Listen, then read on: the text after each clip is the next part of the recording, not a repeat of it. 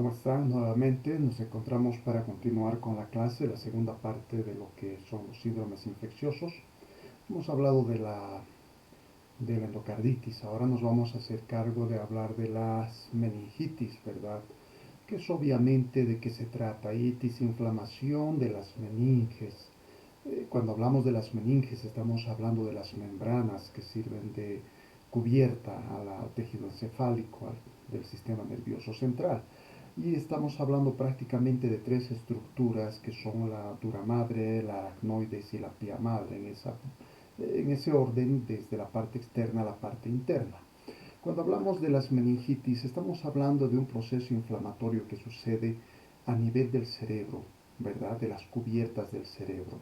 Porque cuando hablamos de la masa encefálica, del tejido encefálico, estamos hablando prácticamente de una encefalitis. Entonces, hablemos de la meningitis. Presentación clínica.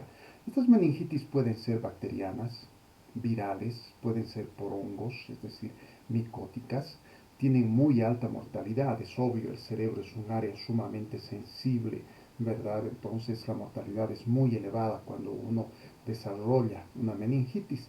Y si la persona no muere, pues podemos esperar que hayan secuelas, neurosecuelas. Significa que la persona va a quedar con ciertos tipos de lesiones o problemas dependiendo de las áreas más afectadas del cerebro y que por el resto de su vida va a poder, o sea, va a tener este tipo de inconvenientes.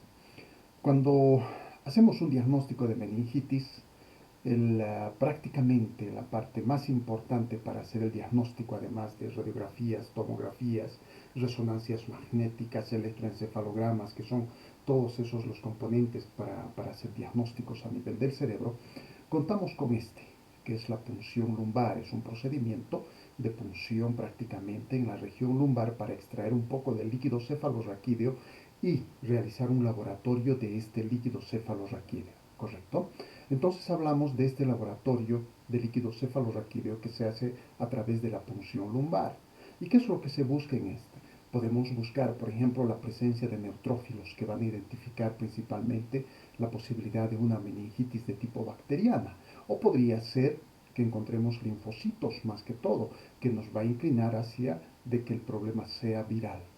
Si es bacteriana y está con neutrofilia, ¿verdad? Con neutrófilos abundantes en este líquido cefalorraquídeo examinado, vamos a encontrar también o podemos encontrar un incremento en la concentración de proteínas en este líquido y bajas concentraciones de glucosa.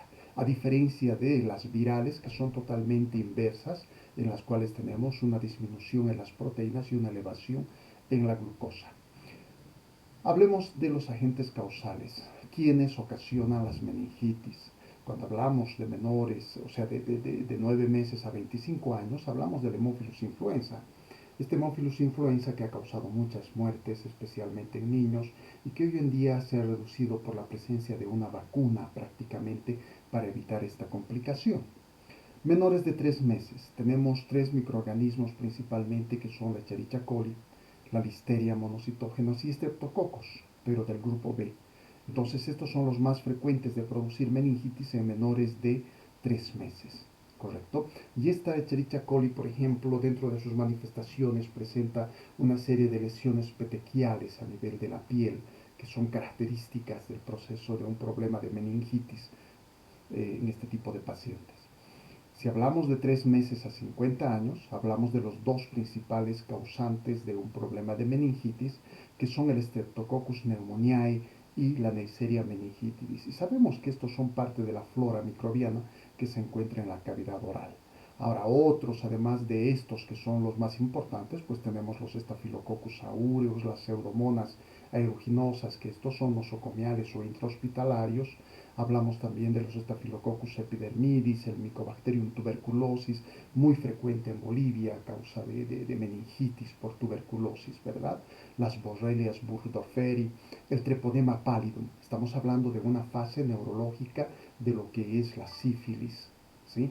Personas que desarrollan sífilis y no se hace el tratamiento y que este pues va evolucionando hasta desarrollar una neurosífilis, ¿verdad? Como una meningitis.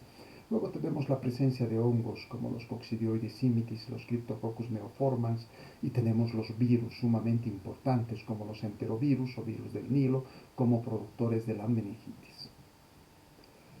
Aquí vemos el procedimiento. En esta posición se coloca al paciente para poder realizar la punción lumbar y extraer unas cuantas gotas de ese líquido cefalorraquídeo para su examinación. Y aquí vemos lo que son las meninges, ¿verdad? Aquí vemos el cráneo, vemos la dura madre, la aracnoides y pegado a esta la pía madre. Y debajo de la aracnoides encontramos el espacio subaracnoideo, en los cuales se encuentran los plexos coroideos, que son los productores de líquido cefalorraquídeo y la circulación de estos. La patogenia. Los microorganismos virulentos superan los mecanismos de defensa del huésped.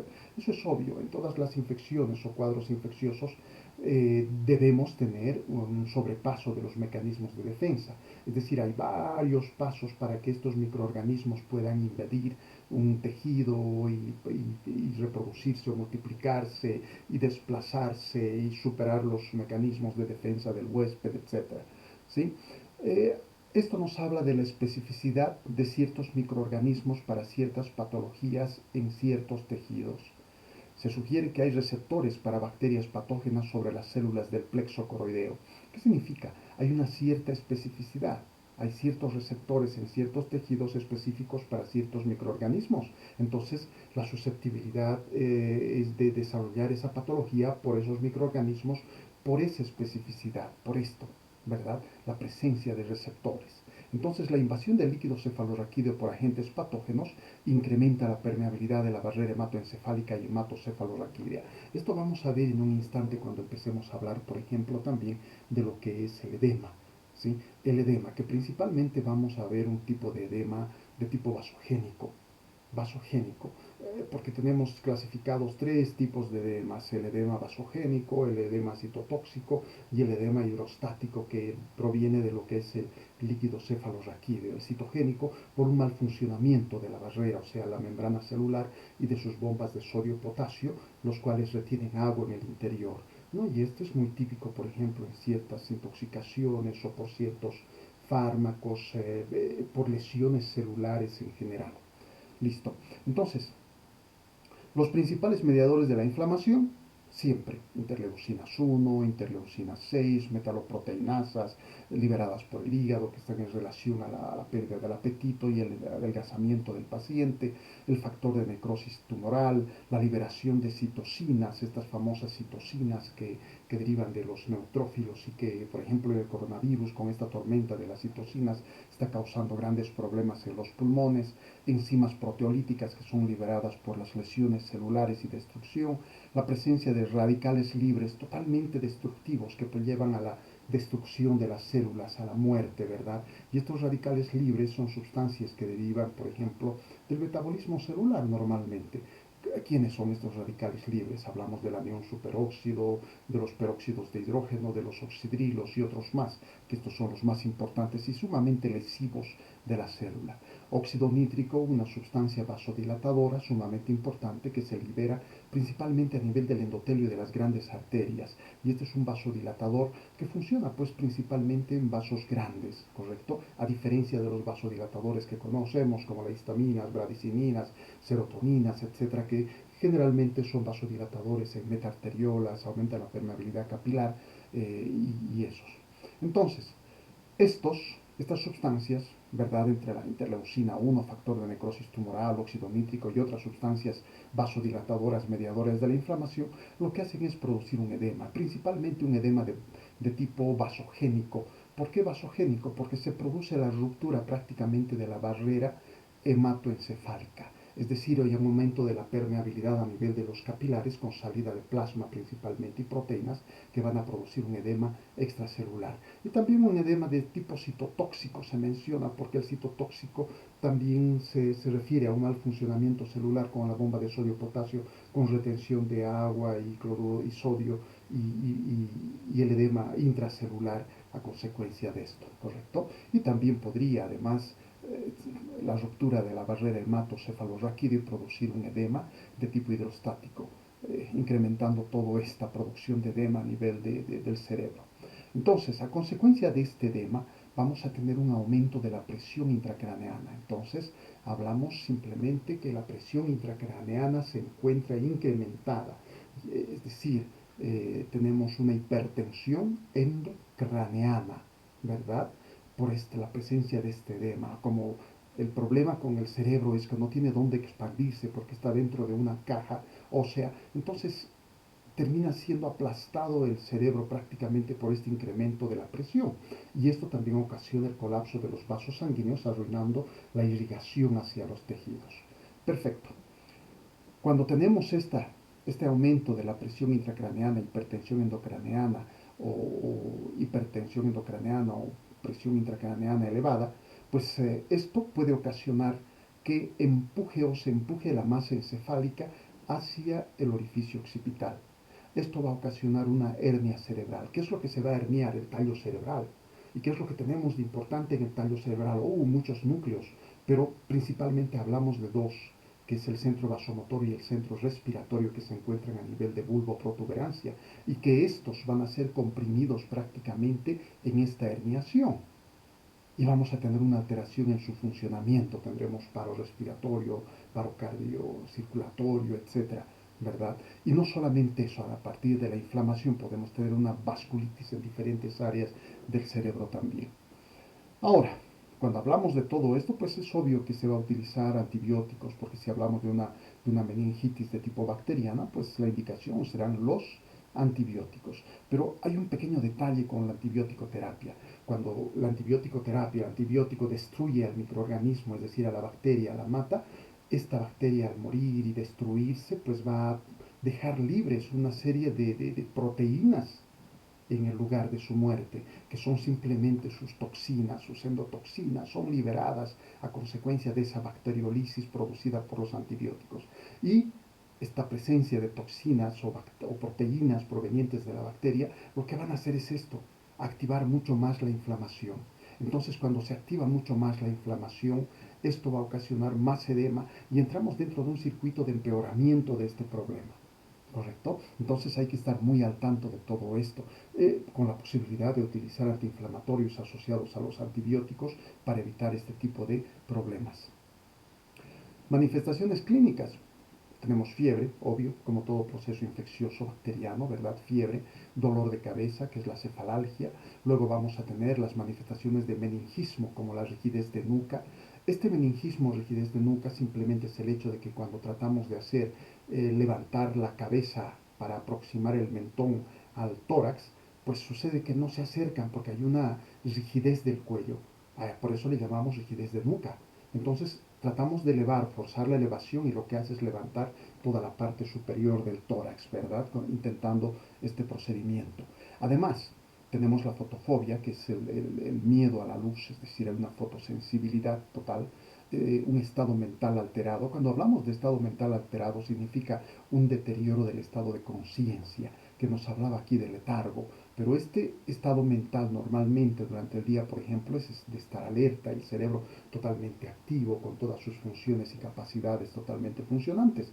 Sin embargo, este puede deteriorar y cuando empieza a deteriorar, puede deteriorar hacia el letargo somnolencia, es decir, el paciente empezar a dormirse, pero se lo despierta simplemente hablándole. Y el siguiente nivel de deterioro sería la obnubilación, también en alguna literatura llamado sopor superficial o estupor superficial, ¿verdad? Que es la obnubilación, en el cual el paciente duerme un poco más profundamente y cuando duerme más profundamente, pues la única forma de hacerlo despertar es sacudiéndolo, gritándole, etcétera. Y si va deteriorando mucho más, entramos a lo que es el sopor o estupor, que es un nivel más profundo de deterioro del estado mental.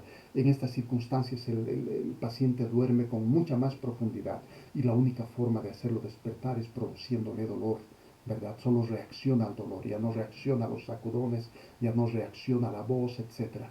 Y si esto deteriora aún más, pues entramos a lo que es el coma. Entonces ahí hablamos de un deterioro del estado de conciencia o estado mental alterado del paciente como una de las manifestaciones de las meningitis. Ahora, también náuseas, vómitos, aunque es lo usual encontrar vómitos, que no estén precedidos de náuseas, así vómitos de tipo explosivos.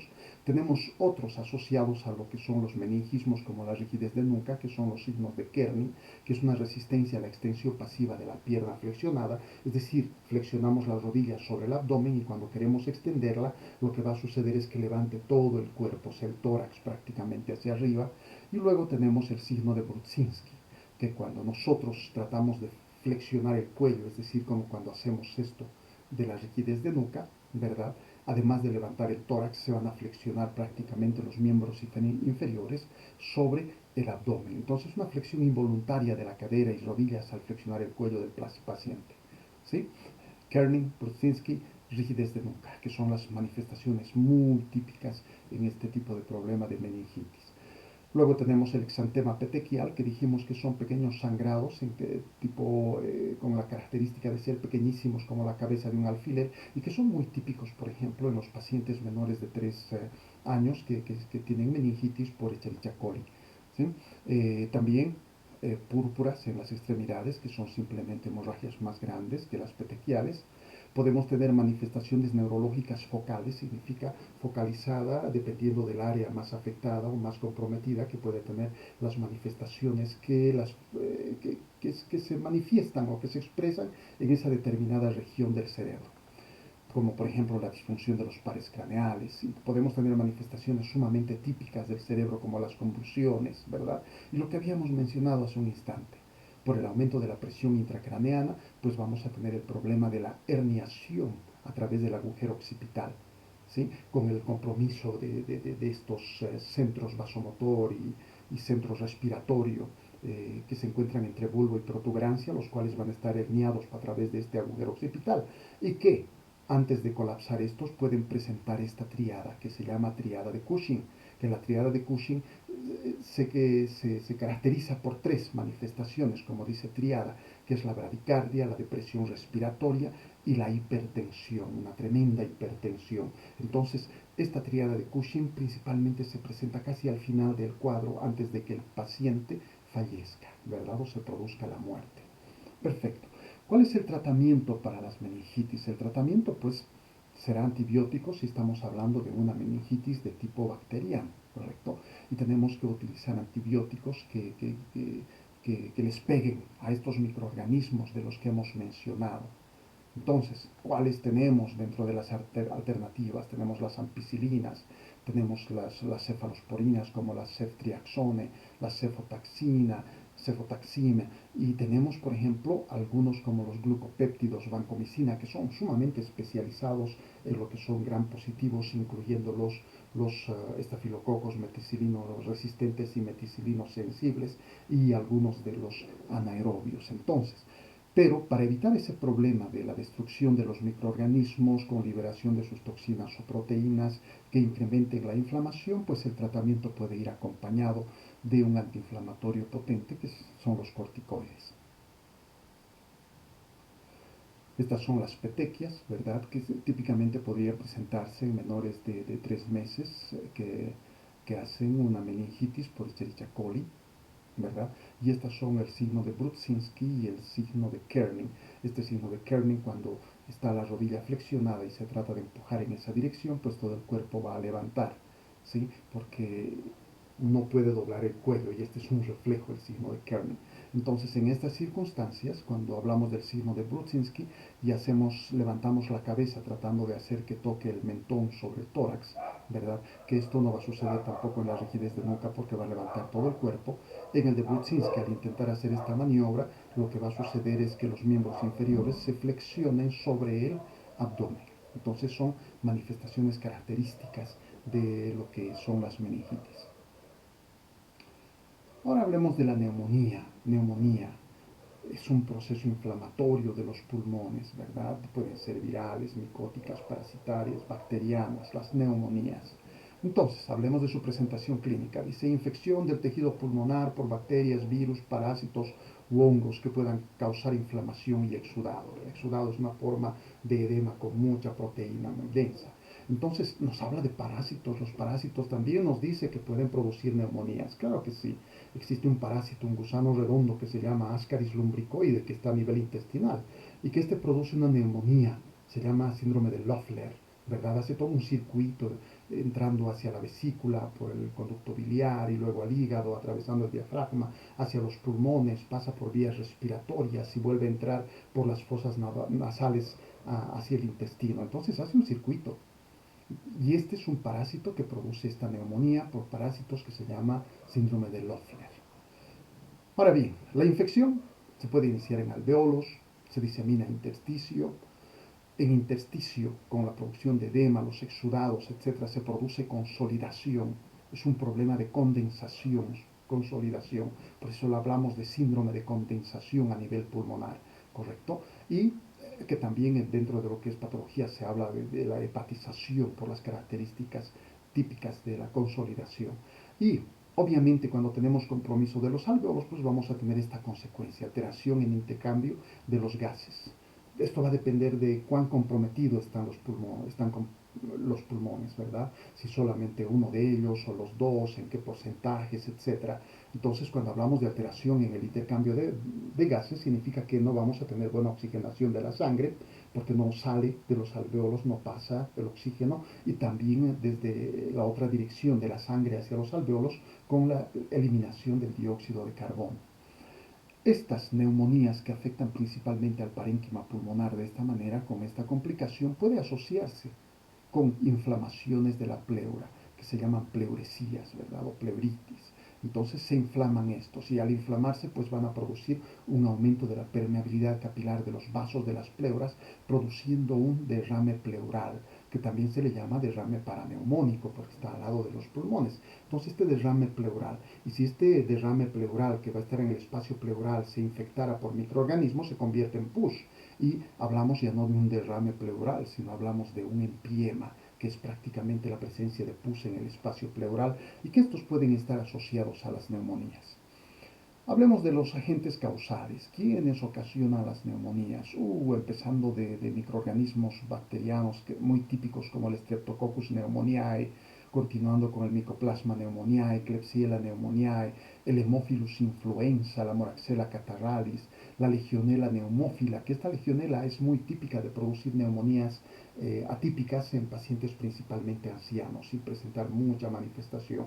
Y lo que hay que tener cuidado con la Legionella es con la selección del antibiótico, porque no todos los antibióticos le pegan a este microorganismo, ¿verdad? Otros bacilos entéricos gram negativos, algunos anaerobios, y tenemos algunos gram positivos, como de la familia de los estafilococos, como los aureus, intrahospitalarios o nosocomiales como la Pseudomonas aeruginosa, y tenemos virus respiratorios que pueden causar neumonía. Estamos viendo con el coronavirus, está el influenza y estos que pueden producir este tipo de problemas, ¿correcto? Este es el proceso. En un gráfico simplemente vemos aquí una serie de microorganismos a nivel pulmonar. Rutas de acceso. La inhalación de gotitas respiratorias, que ya los conocemos muy bien por todo esto del coronavirus, la liberación del spray, las gotitas de Fluger, etcétera, etcétera, que son estas las transportadoras del microorganismo al medio ambiente y a la persona que está delante tuyo prácticamente, ¿verdad? Después, tenemos esto cuando entra a las vías respiratorias, a la cavidad oral, a la faringe, etcétera, y desde ahí podemos aspirar hacia las vías respiratorias. Entonces sucede una aspiración del contenido bucofaríngeo hacia las vías respiratorias, dando origen a la eliminación de estos, ¿verdad? Y también puede ser por una diseminación directa por la superficie de la mucosa, es decir, los microorganismos van desplazándose por la superficie de la mucosa hacia abajo, hacia las vías respiratorias.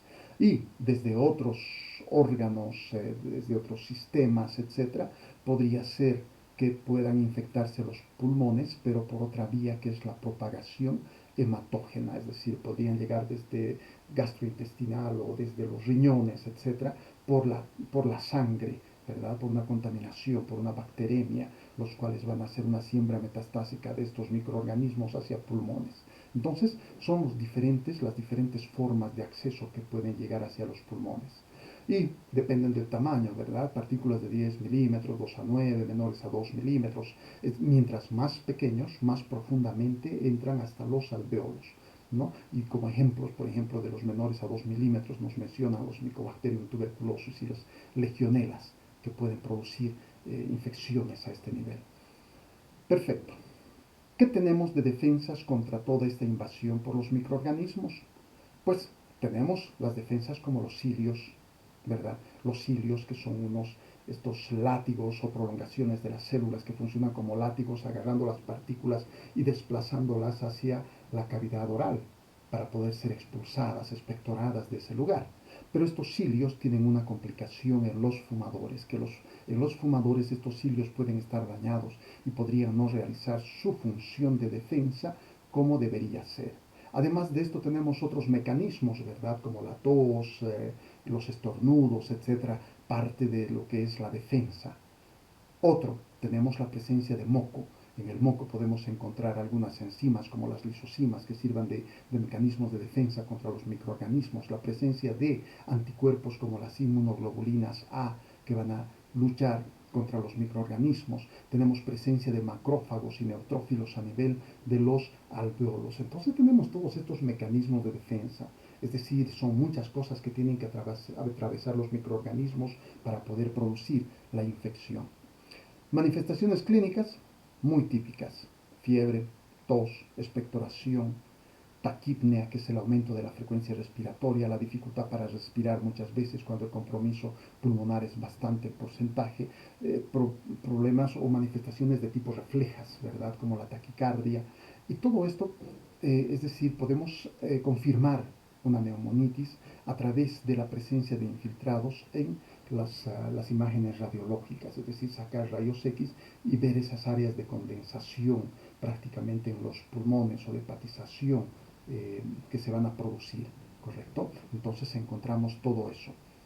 Perfecto. Y aquí, por ejemplo, nos falta todavía incluir todo lo que son al examen físico, a la auscultación de los pulmones, la presencia de estertores, la presencia de estos estertores que son ruidos específicos o característicos por la presencia de líquido dentro de los alvéolos.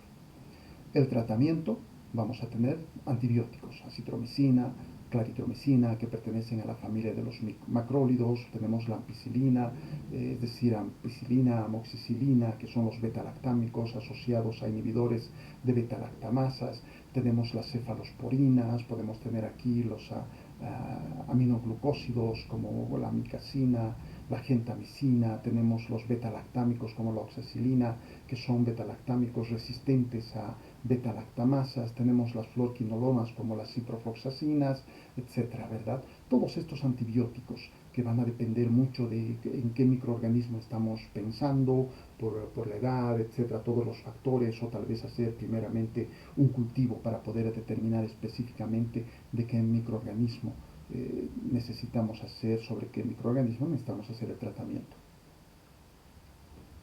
Estas son las radiografías, las áreas de condensación, ¿correcto? Cuando los exudados salen y empiezan a llenarse los alvéolos y el intersticio, podemos encontrar estas áreas de condensación a la radiografía. Entonces la radiografía es una de las herramientas más importantes para hacer el diagnóstico, porque en muchas circunstancias algunos microorganismos como las legionelas pueden producir neumonías atípicas, es decir, sin presentar manifestaciones clásicas, y esto puede ser muy peligroso y solamente pueden ser visibles a la toma de una radiografía.